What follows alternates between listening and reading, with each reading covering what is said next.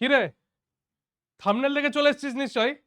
যে ওএমআর সিটে স্যার এই জেন পাস পরীক্ষাটা সেটাও তুক্কা মেরে কেমন করে পাস করা যায় সেই ওএমআর সেই টেকনিকটা বলে দিন, তাই তো ভাই। এখনো পর্যন্ত আজ অবধি কোনো কম্পিটিটিভ এক্সামিনেশন এরকম তুক্কা মেরে পাস করে দেওয়া যেখানে মেনলি নেগেটিভ মার্কিং রয়েছে হয়নি, পসিবল হয়নি। সাধারণ মানুষের জন্য তো হয়নি, ঈশ্বর দেবতা তুল্য মানুষদের জন্য হয়েছে। আজকে এই যে ভিডিওটা যারা যারা দেখতে এসেছিস তাদের জন্য দেখ, এইটা কখনোই পসিবল নয় যে ডাইরেক্টলি তুক্কা মেরে দিয়ে পাস করে দেওয়া যাবে, কারণ এখানে গাণিতিক বাস্তবতা যেটা রয়েছে, মানে যেটাকে ম্যাথামেটিক্যাল এক্সপ্লেনেশন বলে, সেই ম্যাথামেটিক্যাল এক্সপ্লেনেশন পসিবল হচ্ছে না, পসিবল নয় এটা কখনোই। ঠিক আছে, তাই ওই যে যেটা মাথার মধ্যে রেখেছিস যে যাব গিয়ে দু চারটে পারবো না সেগুলো আন্দাজে করে দেবো, সেই মাথার মধ্যে থেকে ওই প্রবলেমটাকে আগে বার করে ফেল, এটা কখনো পসিবল হবে না। এবার তার কারণটা বলি। তার কারণটা হচ্ছে প্রথমেই এখানে যে ওএমআর গুলো থাকবে সেই ওএমআর গুলোর মধ্যে ভাই তার মধ্যে ক্যাটাগরি ওয়ানটার মধ্যে নেগেটিভ মার্কিং রয়েছে। তার মধ্যে যদি আমি 10টা প্রশ্ন আন্দাজে করে দিয়ে আসতে পারি, তার মধ্যে যতগুলো ধরে নে 5টা ভুল হয়ে গেল, 5টা ভুল হয়ে যাওয়া মানে কি, যে বাকি পার্টগুলো রয়েছে তার মধ্যে প্রবাবিলিটি কারেক্ট অ্যান্সার করা প্রবাবিলিটি কত না, প্রবাবিলিটি রয়েছে 25% মাত্র। ঠিক আছে, আর নাম্বার কাটার প্রবাবিলিটি কত রয়েছে, নাম্বার কাটার প্রবাবিলিটি রয়েছে মানে 4টে ভুল যদি করে দিই তাহলে 0 হয়ে যাবে আমার কাছে। ঠিক আছে, শুধু শুধু নিজের মূল্যবান সময়টাকে নষ্ট করে দিয়ে র্যাঙ্কটাকে পিছিয়ে দিবি, আর কিচ্ছু করবি না। আন্দাজ করার জন্য মনে তো হচ্ছে এটাই হবে করে ঠিক করে দিয়ে চলে আসবি, মনে হবে যে এটা গোল করে দিই, কিন্তু ওটা অ্যান্সার হবে না। তাই তুক্কা মেরে এই জেন পাস এক্সামিনেশনটা দিতে যাবি না, তার থেকে আনঅ্যাটেম্প্ট কর, কোনো অসুবিধা নেই, কিন্তু তুক্কা মেরে নয়, এটা ক্যাটাগরি ওয়ানের জন্য বলে দিলাম আমি তোদের কাছে। ঠিক আছে, ওকে। তাহলে মোটামুটি সম্ভাবনা অনুযায়ী মানে যেটা দেখতে পাওয়া যাচ্ছে সেটা হচ্ছে কি, দুটো ঠিক হবে 8টা ভুল হবে। 10টা কোশ্চেন যদি করিস তার মধ্যে দুটো তোর কারেক্ট আসবে, 8টা তোর ভুল হবেই। ঠিক আছে, দুটোর জন্য 2 মার্কস পাবি, আর 8টার জন্য আবার 2 মার্কস কাটা যাবে।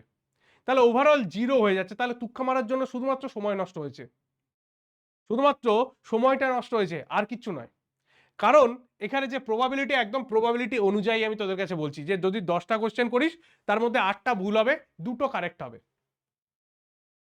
ঠিক আছে, এই দুটোর জন্য যে 2 নাম্বার পেয়েছিলে, 8টা ভুল করে সেই 10টা মানে সেই দুটো নাম্বারও আবার চলে যাবে।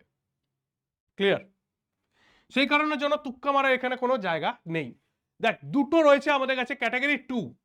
এবার ক্যাটাগরি 2 এর মধ্যে এটা হচ্ছে মাল্টিপল কারেক্ট অপশনস, যে অ্যান্সারগুলো রয়েছে সেই মাল্টিপল কারেক্ট অপশনের অ্যান্সারগুলো আমরা এখানে দেখতে পাই। ঠিক আছে, এখানে পারফেক্ট অ্যান্সার খুঁজলে বেশি নাম্বার পাওয়া যায়, পারফেক্ট অ্যান্সারের বেশি নাম্বার, এটা ভালো করে বোঝ কি বলতে চাইছি। স্যার 3টেতে স্যার গোল পাকিয়ে দিয়ে চলে এসেছি, 4টেই স্যার গোল পাকিয়ে দিয়ে চলে এসেছি মাল্টিপল কারেক্টের মধ্যে, 0 পাবি, 0 পাবি।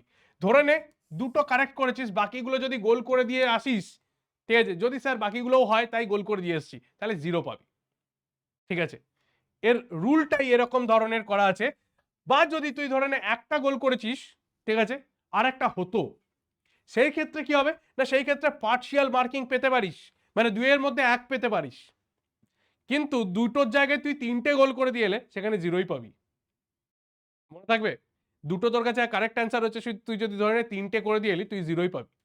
স্যার ওটা তো বেশি দিয়েছে স্যার, পার্শিয়াল মার্কিং 1 নম্বর কেন কেটে নেবে না, না কাটবে না, পুরোটার জন্যই কেটে নেবে, পুরো 0 হয়ে যাবে। দুটোর জন মধ্যে একটা ঠিক করে এলে 1 নম্বর পাবি, একটা পাবি না, পার্শিয়াল মার্কিং হবে। কিন্তু দুটোর জায়গায় 3টে করে দিয়ে এলে সেখানে পুরোপুরি 0 পাবি। তাই 2 মার্কসের যে কোশ্চেন্স গুলো রয়েছে সেটা যতগুলো কারেক্ট অ্যান্সার জানবি সেই কারেক্ট অ্যান্সার গুলোকেই করে আসবি, তুক্কা মেরে আসবি না। এগেন এগেন তুক্কা মেরে আসবি না। তাহলে দুটো ক্যাটাগরি নিয়েই বললাম। দেখ, এই প্রত্যেকটা সাবজেক্ট আমাদের কাছে কি কি রয়েছে, ফিজিক্স রয়েছে 25 নম্বরের মধ্যে, কেমিস্ট্রি রয়েছে 25 নম্বরের, বায়োলজি রয়েছে 25 নম্বরের, বেসিক ইংলিশ রয়েছে আমাদের কাছে 20 নম্বরের, আর লজিক্যাল রিজনিং এর জায়গায় এখন চলে আসছে এখানে আমাদের কাছে হেলথ অ্যাপটিটিউড। এইখানটা আমরা কি দেখবো না, এইখানে রয়েছে আমাদের কাছে হেলথ অ্যাপটিটিউড।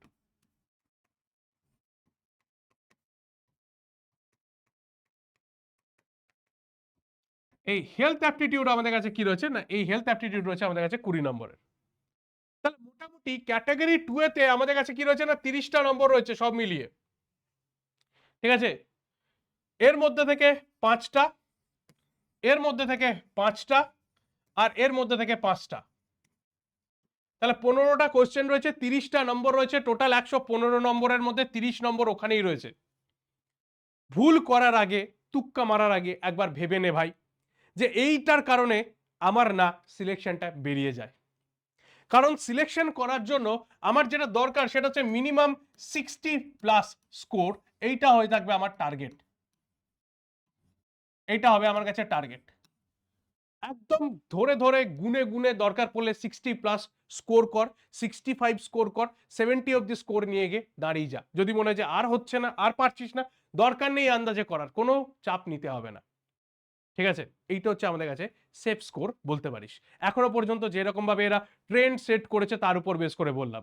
ক্লিয়ার? ঠিক আছে, বাকি এই যে 40 মার্কসের জায়গাটা, এইটাকে নিয়ে চাপ নেওয়ার কোনো, এই দেখ কি কি রয়েছে আমাদের কাছে। একটা রয়েছে আমাদের কাছে ব্লাড রিলেশন, আচ্ছা ব্লাড রিলেশন তো না, এই জায়গাটা যেটা রয়েছে সেটা হচ্ছে আমাদের কাছে health aptitude HA and English ENG। Health aptitude and English এই দুটো জায়গায় আমাদের কিন্তু পুরোটাই ক্যাটাগরি 1 এর মতন ট্রিট করা হবে। তাই যদি কোনো জায়গায় ভুল করিস 0.25 নাম্বার কিন্তু কেটে নেবে। ঠিক আছে, তাই এই জায়গাতেও আমরা একটু ধরে বেঁধে বুঝে তারপরে করব। ফিজিক্স আর কেমিস্ট্রি কঠিন প্রশ্ন থাকবে, তাই ওই দুটোতে তোর টাইম নষ্ট করবে, আগেই বলে দিচ্ছি। ওই দুটোতে করতে গেলে তোর মোর দ্যান 40 মিনিটসের বেশি টাইম লেগে যাবে।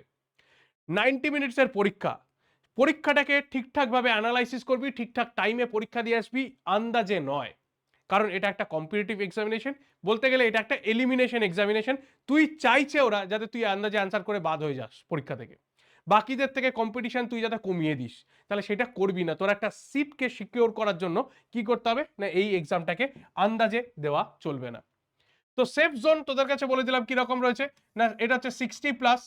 যাদের ক্ষেত্রে দেখতে পাবো 55 রয়েছে তারা বর্ডার লাইনের মধ্যে রয়েছে। আর ডেঞ্জার জোন কোনখানে রয়েছে না, ডেঞ্জার জোন আমরা দেখতে পাবো নর্মালি এটা হচ্ছে 40 থেকে 50, এই জায়গাটা এটা হচ্ছে আমাদের কাছে ডেঞ্জার জোনের মধ্যে পড়বে। ঠিক আছে, তাহলে সেফ স্কোরটার দিকে টার্গেট করবি 60 to 70, এটা হচ্ছে আমাদের কাছে সেফ স্কোর, এই জায়গাতে টার্গেট করবি। এই টার্গেটটা করে তারপরে আমরা এগোবো। ক্লিয়ার? বোঝা গেল? বেশ।